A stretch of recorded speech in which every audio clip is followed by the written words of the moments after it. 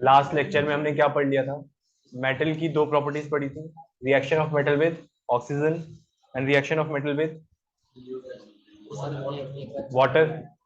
Reaction of metal with oxygen क्या मिलता था आपको? मेटल को ऑक्सीजन के साथ मेटल ऑक्साइड। वाटर के साथ रिएक्ट करके क्या मिलता था?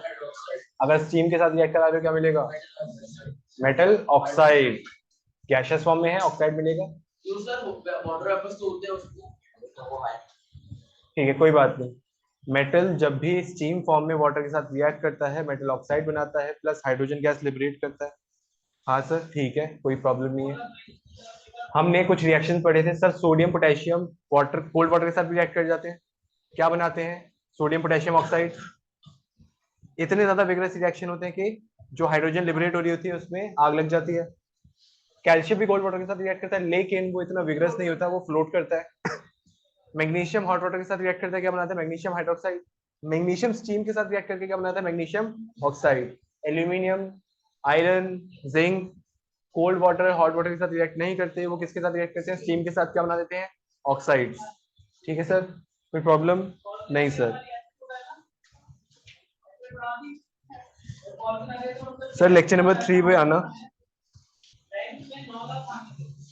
लेक्चर नंबर 3 में हम थर्ड प्रॉपर्टी स्टार्ट कर रहे हैं सर, किसकी? मेटल्स की।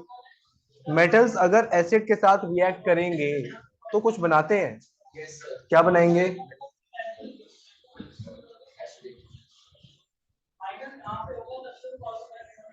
मेटल्स जनरली हाइड्रोजन से ज्यादा रिएक्टिव होते हैं। हाँ, आपने रिएक्टिविटी सीरीज देखी थी, मेटल्स हाइड्रोजन से रिएक्टिव थे। तो जनरली एसिड्स में क्या होता है? हाइड्रोजन, तो हाइड्रोजन को डिस्प्लेस कर देंगे। सर कहाँ पढ़ा था डिस्प्लेसमेंट रिएक्शन जैसा, कुछ याद आ रहा है? तो मेटल्स जनरली डिस्प्लेस कर देते हैं हाइड्रोजन को उसके डाइल्यूट सॉल्यूशन में से। Only less reactive metal like copper, silver, gold do not displace hydrogen from its displacement reaction. Same है, तो वही चीज थी। मेटल अगर डाइल्यूट एसिड के साथ रिएक्ट करेंगे क्या बना देंगे? मेटल सॉल्ट, और हाइड्रोजन लिबरेट आउट हो जाएगी। जैसे सोडियम HCl के साथ रिएक्ट करके क्या बनाता है? NaCl, हाइड्रोजन लिबरेट आउट हुई। मैग्नीशियम HCl के साथ रिएक्ट करके क्या बनाता है? Al। अब ये इंपॉर्टेंट है, पढ़ना जरा। When a metal reacts with dilute nitric acid, अगर डाइल्यूट नाइट्रिक एसिड के साथ वो रिएक्ट करता है तो जो हाइड्रोजन गैस लिबरेट होती है ना, वो बाहर नहीं निकलती, क्योंकि नाइट्रिक एसिड क्या है? स्ट्रॉन्ग ऑक्सीडाइजिंग एजेंट है। हाइड्रोजन को ऑक्सीडाइज करके क्या बना देता है वो? Sir water. वाटर। क्योंकि हाइड्रोजन ऑलरेडी थी, ऑक्सीजन उसके साथ जुड़ जाएगा, H2O बना देगा। तो nitric acid strong oxidising agent है, जिसकी वजह से अगर कोई भी मेटल उसके साथ रिएक्ट करता है वो हाइड्रोजन लिबरेट नहीं कर पाता, हाइड्रोजन ऑक्सीडाइज हो जाती है। हाइड्रोजन ऑक्सीडाइज होकर क्या बना देती है? वाटर। इतनी चीज समझ आई? तो सर क्या ऐसा कंपलसरी है कि कोई भी रिएक्ट नहीं कर पाएगा? नहीं, कुछ मेटल्स ऐसे होते हैं जो रिएक्ट कर जाते हैं। Very dilute nitric acid however reacts with magnesium and to evolve hydrogen gas. This is because very dilute nitric acid is a weak oxidizing agent. अगर आपने नाइट्रिक एसिड को बहुत ही ज्यादा वीक कर दिया है आपने उसमें वाटर की क्वांटिटी बहुत ज्यादा बढ़ा दी है, उस केस में मैंगनीज और मैग्नीशियम दोनों रिएक्ट कर जाएंगे उसके साथ, वाटर नहीं बनाएगा, हाइड्रोजन गैस से लिबरेट होगी। जैसे ये देखो, मैग्नीशियम HNO3 के साथ रिएक्ट करके बनाता है मैग्नीशियम नाइट्रेट, और H2 रिलीज हो रही है। सेम मैंगनीज कर रहा है, मैंगनीज नाइट्रेट और H2 रिलीज हो रही है। यहां तक चीजें क्लियर है? अब एक ना इंपॉर्टेंट बात है, आपने घर में सुना होगा अपने मम्मी को ऑर्नामेंट्स क्लीन कराने के लिए जाते हुए, या ऑर्नामेंट्स क्लीन कराने के लिए, सोना साफ कराने के लिए, चांदी साफ कराने के लिए सुनार के पास जाते हैं। अब वो साफ पानी में धोता तो है नहीं, उसके पास एक केमिकल होता है जिसका नाम क्या होता है? एक्वा रीजिया, जो एक कॉम्बिनेशन है किसका? HCl का और नाइट्रिक एसिड का। अब पढ़ना। तो वो हार्मफुल भी होता है बॉडी के लिए। तो आप अपनी बॉडी थोड़ी डालते हो, आप मेटल्स उसमें डालते हो।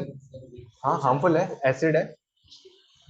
Aqua regia is a freshly prepared mixture of 1 part of concentrated nitric acid and 3 part of concentrated HCl और HNO3। दोनों चीजें हैं। HCl के कितने पार्ट हैं? HNO3 के कितने पार्ट हैं?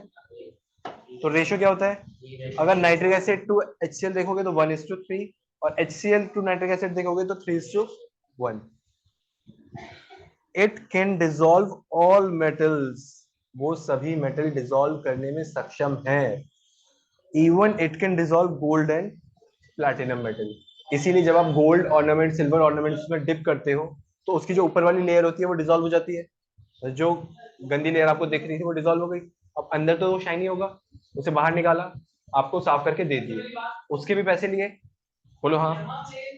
जो मेटल उसके अंदर डिसॉल्व हुआ है, क्या है तो उसी के अंदर ना, एक्वा के अंदर, क्या उसे निकाला जा सकता है? हाँ, उसे वो वापस निकाल लेते हैं।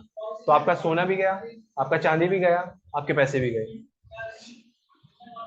एक लेयर उतर जाती है उसके ऊपर हाँ, उसके ऊपर की जो कोरोडेड लेयर होती है वो उतर जाती है, बस बाकी और कुछ चेंज नहीं होता। एक्चुअल में जब हमने चैप्टर 1 में डिस्प्लेसमेंट रिएक्शन पढ़ा था, वहां पे मैंने आपको बताया था रिएक्टिविटी सीरीज के बारे में।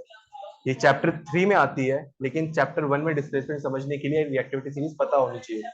तो हमने वहां देख ली थी, लेकिन फिर भी देखते हैं। Arrangement of metals in a vertical column in order of their decreasing reactivity is called reactivity.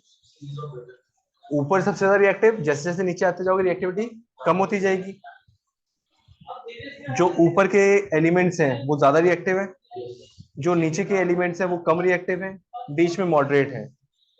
तो जैसे जैसे नीचे आते जाओगे रिएक्टिविटी कम होती जाएगी, ऊपर मोस्ट रिएक्टिव, नीचे लीस्ट रिएक्टिव। कई टीचरों ने यहाँ पे प्लेटिनम भी लिखवाया होगा, तो लिख सकते हो, कोई प्रॉब्लम नहीं है। प्लेटिनम सबसे ज्यादा, सबसे लेस रिएक्टिव होता है, पीटी इसका सिंबल होता है, लीस्ट रिएक्टिव। ठीक है सर, ये टेबल याद करनी है? हाँ, ये टेबल याद करनी है। नहीं तो potassium, sodium, calcium, magnesium, aluminium, zinc, iron, tin, lead, hydrogen, copper, mercury, silver, gold, platinum, ये सीरीज आपको याद हो जानी चाहिए। सर कंपलसरी है? हाँ कंपलसरी, क्योंकि चैप्टर 1 के रिएक्शंस, चैप्टर 3 के रिएक्शंस, दोनों पे ये यूज होनी है। यहाँ तक कोई प्रॉब्लम है? आज का लास्ट टॉपिक सर क्या? रिएक्शन ऑफ मेटल विद, अभी बताया था, सॉल्ट सॉल्यूशन और मेटल। सर डिस्प्लेसमेंट याद है? A more reactive metal displaces a less reactive metal from its salt solution is termed as displacement reaction. यहाँ पे डिस्प्लेसमेंट रिएक्शन नहीं लिखते बस। हाँ, वहां पे एलिमेंट पढ़ा था, क्योंकि हमने वहां पे मेटल नॉन मेटल दोनों की बात की थी। यहाँ पे हम सिर्फ मेटल की बात कर रहे हैं, इसलिए यहाँ पे सिर्फ मेटल है। हाँ, नॉन मेटल के लगते हैं मेटल प्रॉपर्टीज।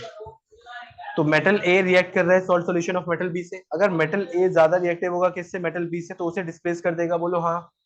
तो मेटल ए का सॉल्ट सॉल्यूशन बन जाएगा, मेटल बी अलग हो जाएगा। Sir example, copper sulphate zinc के साथ रिएक्ट करके जिंक सल्फेट और कॉपर अलग। याद आया? सर हाँ बिल्कुल। चलो नॉन मेटल की एक केमिकल प्रॉपर्टी पढ़ लेते हैं, आप ज्यादा जोर दे रहे हो इसलिए, वरना मैं नहीं पढ़ा था। नॉन मेटल्स ऑक्सीजन के साथ रिएक्ट करेंगे, यस और नो? पक्का?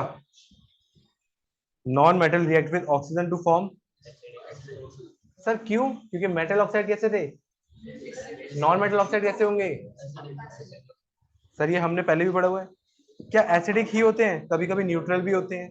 जैसे carbon forms acidic oxide CO2, sulphur forms acidic oxide SO2, hydrogen form neutral oxide water, water neutral होता है।